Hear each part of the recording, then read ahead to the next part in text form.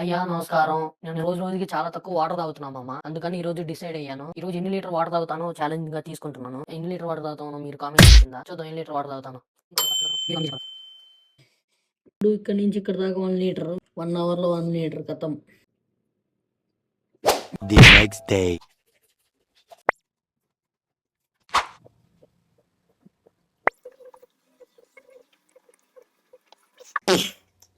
రెండు లీటర్లు. 1/4 లీటర్ ఇది.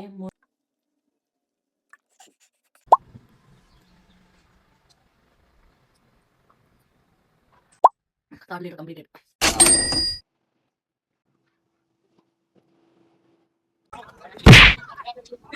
ఈ వాటర్ తాగలేదు ఒక డేలో. ఈరోజు తాగుతున్నాను.